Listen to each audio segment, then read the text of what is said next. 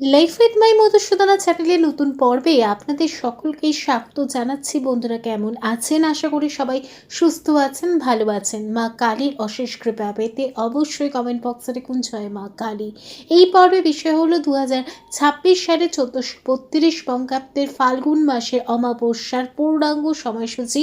অমাবস্যা তিথি কখন লাগবে, কখন ছাড়বে, অমাবস্যার নিশি ও ব্রত কবে পালন করা হবে, অমাবস্যা তিথিতে গঙ্গা স্নানের বিশেষ সময়। 2026 সালে বছরের প্রথম সূর্যগ্রহণ বলয়গ্রাস সূর্যগ্রহণ লাগতে চলেছে ফাল্গুন অমাবস্যা তিথিতে। সূর্যগ্রহণের পূর্ণাঙ্গ সময়সূচি জানবো এই ভিডিওর মাধ্যমে। সূর্যগ্রহণ ভারতবর্ষ থেকে দেখা যাবে কিনা, সূতককাল কখন থেকে লাগু হবে, ফাল্গুন মাসের অমাবস্যা তিথিতে কি কি খাওয়া যাবে, কি কি খাওয়া যাবে না, কি কি কাজ করবেন, কি কি কাজ করবেন না, সবটাই জানবো। জানার আগে লাইফ উইথ মাই মধুসূদনা চ্যানেলকে সাবস্ক্রাইব করুন, লাইক কমেন্ট শেয়ার করুন, ধার্মিক হয়ে নোটিফিকেশন ঘন্টাটা বাজিয়ে দিন। 2026 সালে 1432 বঙ্গাব্দের ফাল্গুন মাসে অমাবস্যার পূর্ণাঙ্গ সময়সূচি। অমাবস্যা তিথি শুরু হবে 16 ফেব্রুয়ারি 2026 বাংলার 3রা ফাল্গুন 1432 সোমবার সন্ধ্যা 5:33 পর থেকে। অমাবস্যা তিথি সমাপ্ত হবে 17 ফেব্রুয়ারি 2026 বাংলার 4টা ফাল্গুন 1432 মঙ্গলবার সন্ধ্যা 5:47। 2026 সালের 1432 বঙ্গাব্দের ফাল্গুন মাসে অমাবস্যার নিশি পালন করা হবে 16 ফেব্রুয়ারি 2026 বাংলার 23রা ফাল্গুন 1432 সোমবার। অমাবস্যার ব্রত উপবাস পালন করা হবে 17 ফেব্রুয়ারি 2026 বাংলার 4টা ফাল্গুন 1432 মঙ্গলবার। 2026 সালে ফাল্গুন মাসে অমাবস্যার দিন গঙ্গা স্নানের বিশেষ সময় থাকবে 17 ফেব্রুয়ারি মঙ্গলবার সন্ধ্যা 5:47 মধ্যে।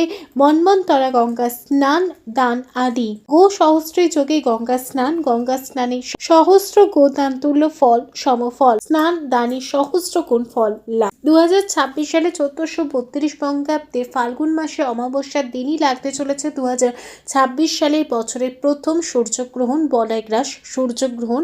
বছরের প্রথম সূর্যগ্রহণ ভারতবর্ষ থেকে দেখা যাচ্ছে না, তাই সূর্যগ্রহণ সংক্রান্ত কোনো নিয়ম লাগু হবে না, সূতককাল লাগছে না বছরের প্রথম সূর্যগ্রহণে। বছরের প্রথম সূর্যগ্রহণ 17 ফেব্রুয়ারি 2026 মঙ্গলবার। গ্রহ স্পর্শ বা আরম্ভ হবে দুপুর 3:27 পর থেকে। বলয়গ্রাস তিথি আরম্ভ হবে বিকেল 5:18। গ্রহণের মধ্যভাগ হবে সন্ধ্যা 5:42। বলয়গ্রাস তিথির সমাপ্তি হবে সন্ধ্যা 6:06। গ্রহণ মোক্ষ বা সমাপ্তি হবে সন্ধ্যা 7:58। বলয়গ্রাসের সর্বোচ্চ স্থিতি থাকবে 2 মিনিট 20 সেকেন্ড। গ্রহণ স্থায়ী বা স্থিতি হবে 4 ঘন্টা 31 মিনিট। গ্রহণের গ্রাসমান থাকবে 0.962। 2026 সালে বছরের প্রথম সূর্যগ্রহণ বলয়গ্রাস সূর্যগ্রহণ ভারতবর্ষ থেকে দেখা যাচ্ছে না। ফাল্গুন মাসে অমাবস্যার দিন কি কি কাজ করবেন, কি কি কাজ করবেন না। ফাল্গুন মাসে অমাবস্যার দিন যে কোনো পবিত্র নদীতে গিয়ে স্নান করা উচিত। যে কোনো পবিত্র নদীতে গিয়ে স্নান করা যদি আপনার পক্ষে সম্ভব না হয়, বা গঙ্গায় গিয়ে স্নান করা যদি আপনার পক্ষে সম্ভব না হয়, তাহলে বাড়ির জলে গঙ্গা জল মিশিয়ে স্নান করবেন। এই দিন স্নানের জলে ফিটকিরি মিশিয়ে স্নান করলে আটকে থাকা কাজ থেকে উদ্ধার লাভ করতে পারবেন। স্নান সম্পন্ন হয়ে যাওয়ার পর শুদ্ধ বস্ত্র পরে সূর্যদেবের পূজা অবশ্যই করতে হবে। সূর্যদেবকে জল দান করতে হবে। শিবলিঙ্গের পূজা অবশ্যই করতে হবে। ফাল্গুন মাসে অমাবস্যার দিন রুদ্রাভিষেক করতে পারলে খুবই ভালো ফল লাভ করা যায়। পূজা সম্পন্ন করে নেওয়ার পর ব্রাহ্মণকে বা গরিব দুস্থ ব্যক্তিকে খাবার জিনিসপত্র, পোশাক, বস্ত্র এবং টাকা পয়সা দান করতে পারেন।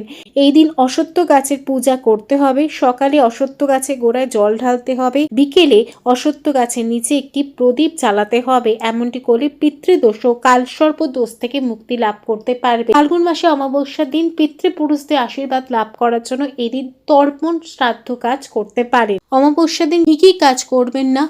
অমাবস্যার দিন বেশি দেরি পর্যন্ত ঘুমাবেন না। বাড়ি অপরিষ্কার অপরিচ্ছন্ন রাখবেন না। এই দিন স্নান না করে দিন যাপন করবেন না। পূজা পাঠ না করে থাকবেন না।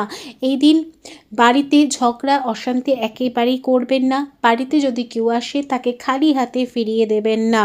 এই দিন বাড়ি থেকে টাকা পয়সা লেনদেন একেবারেই করবেন না। বাড়ি সন্ধ্যার সময় অন্ধকার করে রাখবেন না।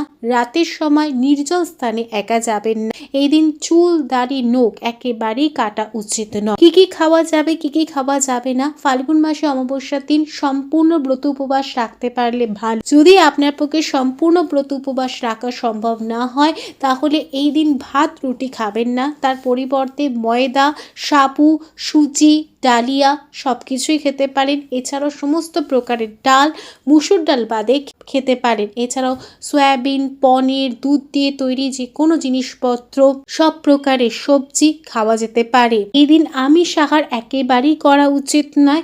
মাছ, মাংস, ডিম, পেঁয়াজ, রসুন, মাশরুম, পুঁই শাক একেবারেই খাওয়া উচিত নয়। লাইফ উইথ মাই মধুসূদনা চ্যানেলের সঙ্গে থাকার জন্য অনেক অনেক ধন্যবাদ।